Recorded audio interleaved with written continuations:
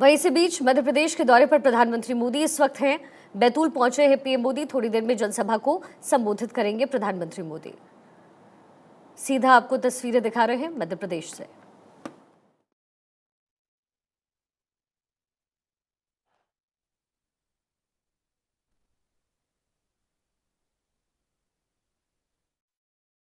मैं पार्टी के संगठन का कार्यकर्ता रहा हूं।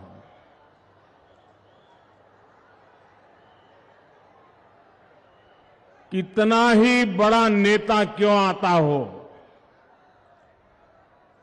लेकिन सुबह 11 बजे चुनाव की सभा करना लोहे के चने चबाने जैसा काम होता है।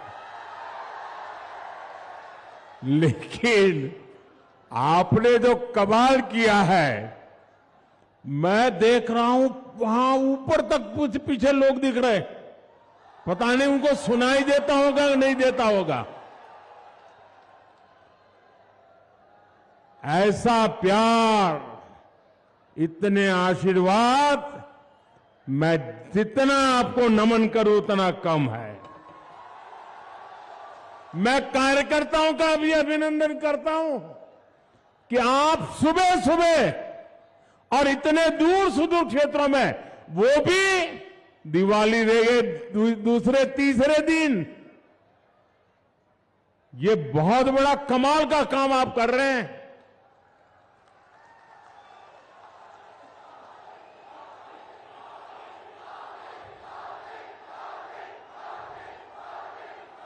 आप सबको मेरा शत शत नमन।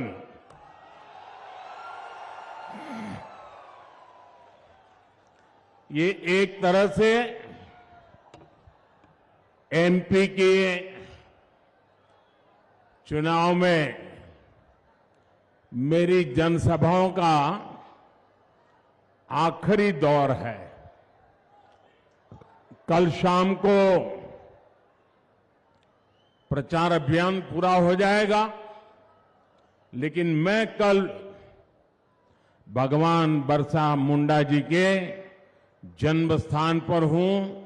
कल उनका जन्म दिवस है और कल झारखंड का भी जन्म दिवस है, और इसलिए कल जनजातीय गौरव दिवस मनाने के लिए मैं कल भगवान बिरसा मुंडा की जन्मस्थली को, उस मिट्टी को माथे पर चढ़ाने के लिए जा रहा हूं।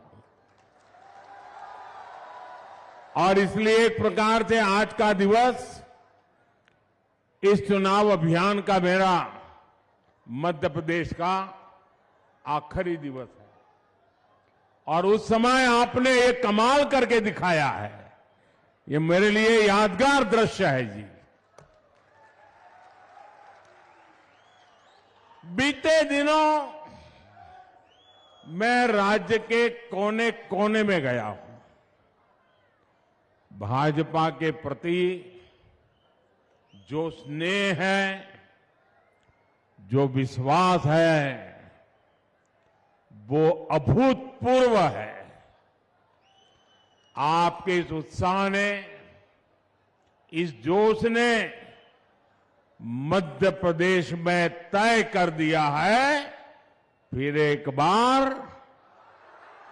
फिर एक बार, फिर एक बार मध्य प्रदेश के मेरे भाई बहन 17 नवंबर को इतिहास रचने के लिए घर से निकलेंगे। ये चुनाव है मध्य प्रदेश के विकास को डबल इंजन की रफ्तार देने का। ये चुनाव है नौजवानों को, महिलाओं को आगे बढ़ने के नए अवसर देने का।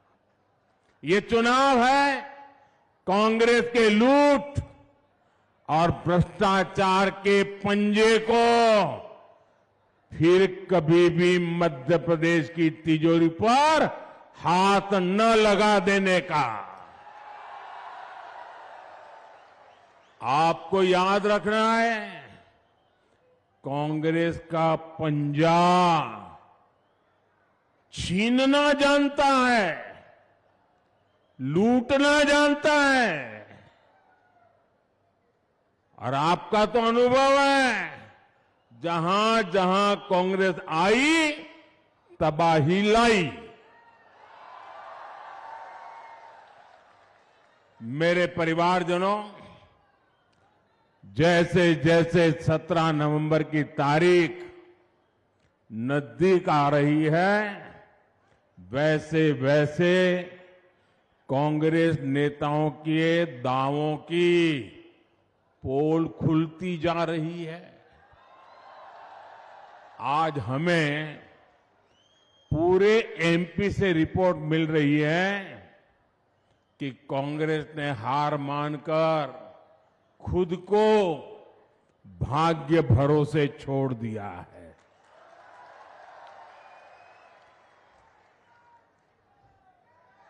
अब साधु महात्माओं के पास दोहरे धागे के लिए जा रहे हैं,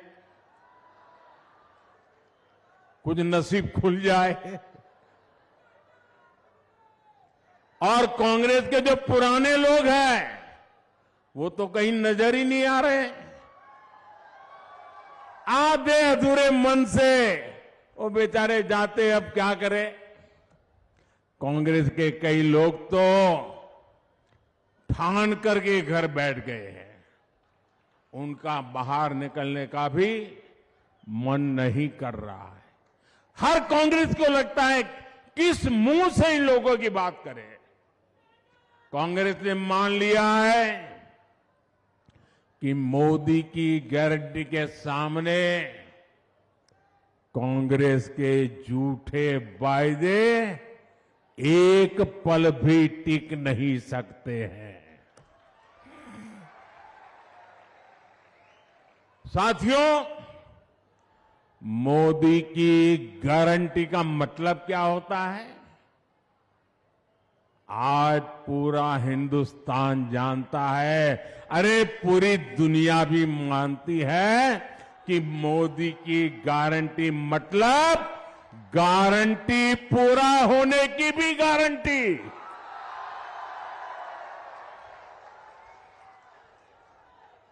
अब देखिए, ये कांग्रेस वाले छत पर चढ़ चढ़ करके चिल्ला रहे थे कि कभी भी जम्मू कश्मीर से आर्टिकल 370 नहीं हटेगा। कांग्रेस वाले ये भी कहते थे कि 3 तलाक के खिलाफ कानून तो बन ही नहीं सकता। कांग्रेस वाले हमसे राम मंदिर निर्माण की तारीख पूछा करते थे। अरे करतारपुर कॉरिडोर के लिए भी सवाल उठाते थे। इन लोगों को पता नहीं है ये मोदी किस मिट्टी का बना है। ये नर्मदा का पानी पी करके बड़ा हुआ है और हम जो कहते हैं वो करके दिखाते हैं। दिखाते हैं ना, करके दिखाते हैं कि नहीं दिखाते हैं? हर वादा पूरा करते हैं कि नहीं करते हैं? और सीने के चोट पर, डंके की चोट पर करते हैं कि नहीं करते हैं? कांग्रेस ने दशकों तक आदिवासी समाज के वोट बटोरे, झूठ बोलकर वोट पाए, लेकिन सड़क, बिजली, पानी, स्कूल, अस्पताल ऐसी सुविधाओं से आदिवासियों को कांग्रेस ने हमेशा वंचित रखा।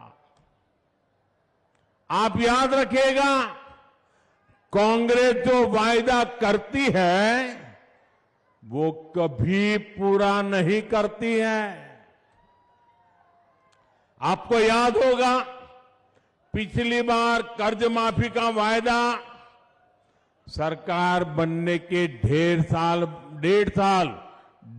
साल बाद तक ये लोग पूरा नहीं कर पाए, लूटने में ही पड़े रहे। वहीं दूसरी तरफ बीजेपी है जो जितना वायदा करती है उससे भी ज्यादा करने का प्रयास करती है। आप हमारा कोई भी घोषणा पत्र देख लीजिए, क्या कभी भी हमने घोषणा पत्र में लिखा था कि हम आदिवासी बेटी को देश की राष्ट्रपति बनाएंगे? लिखा था कहीं? कहीं नहीं लिखा।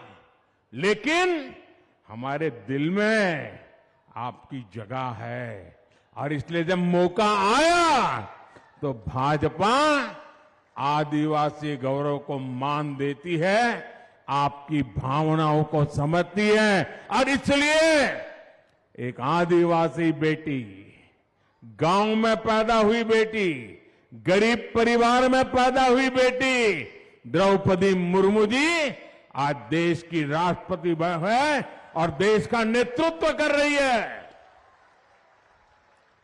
ये भाजपा सरकारी है जो देश भर में आदिवासी सेनानियों के, आदिवासी संस्कृति के भव्य स्मारक बना रही है। ये क्षेत्र सरदार गंजन सिंह कोरको और सरदार विष्णु सिंह गौंड की भूमि है।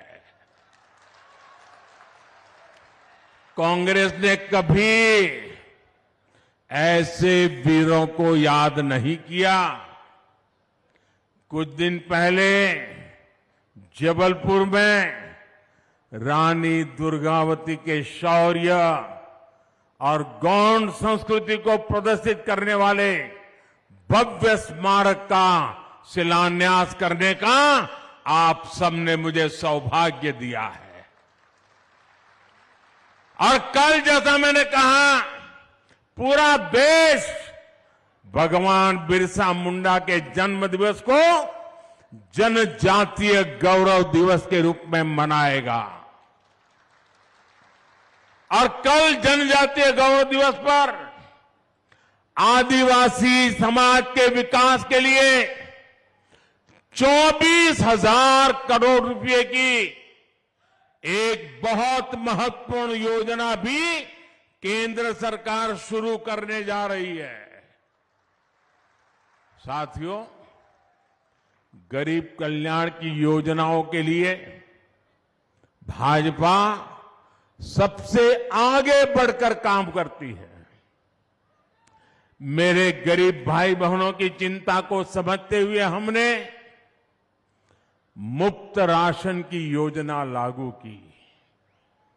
आपको याद होगा, कोरोना के समय कितनी भयंकर स्थिति थी, मौत मंडरा रहा था, दुनिया भर से मौत की खबरें आती थी, परिवार में भी डर रहता था कि अगर बेटा बीमार है तो मां उसकी मदद नहीं कर सकती थी, मां बीमार है तो बेटा उसकी मदद नहीं करती थी। ऐसा संकट पूरी दुनिया ने झेला, हम भी उन मुसीबतों को झेलते थे। घर से बाहर निकलना मौत को बुलावा बन गया था। तब गरीबी से निकला हुआ मोदी चैन से बैठ नहीं सकता है।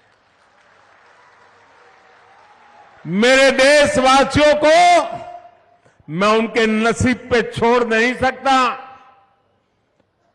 परमात्मा ने मुझे शक्ति दी, समझ दी, उस काम को करने में मैं अपनी पूरी शक्ति खपा देता हूं। और तब जाकर के मैंने निर्णय किया था, कुछ भी हो जाए, किसी के भी घर का चूल्हा बुझना नहीं चाहिए। गरीब के संतान भूखे सोने नहीं चाहिए। किसी भी मां की आंख में आंसू नहीं होना चाहिए। और इसलिए मैंने सरकार के अन्न के भंडार खोल दिए, मुफ्त राशन पहुंचाया, घर घर पहुंचाया। आज भी चालू है मुफ्त राशन, आज भी मुफ्त राशन मिल रहा है। और ये योजना ये दिसंबर महीने में पूरी होने वाली है। लेकिन मोदी ने तय किया है कि दिसंबर तक भले पूरी होती होगी, लेकिन मेरा संकल्प है, मेरा निश्चय है, इस मुफ्त राशन की योजना को 5 साल और बढ़ा दिया जाएगा। मुझे बताइए, हमारे घर के पास कोई गरीब आ जाए, पड़ोस में कोई गरीब हो, हम उसको रोटी खिलाएं तो संतोष होता है कि नहीं होता है? किसी गरीब को कुछ दें तो संतोष होता है कि नहीं होता है? माताएं बहनें बताइए, पुण्य मिलता है कि नहीं मिलता है? अगर ऐसा सेवा का काम करें तो पुण्य मिलता है कि नहीं मिलता है? मुझे बताइए, मोदी 2 साल से ये पुण्य का काम कर रहा है और अब आगे 5 साल के लिए भी ये पुण्य का काम जारी रहेगा। मुझे बताइए, ये पुण्य किसको मिलेगा? जरा जल्दी जोर से बताइए, ये पुण्य किसको मिलेगा? ये पुण्य किसको मिलेगा? ये पुण्य किसको मिलेगा? ये पुण्य किसको मिलेगा? मोदी को नहीं, ये पुण्य आपको मिलेगा, क्योंकि आपने वोट दे करके मोदी को बिठाया और इसलिए पुण्य का काम हुआ और इसलिए ये पुण्य के सच्चे हकदार आप हैं। ये पुण्य आपने किया है, मोदी तो निमित्त है।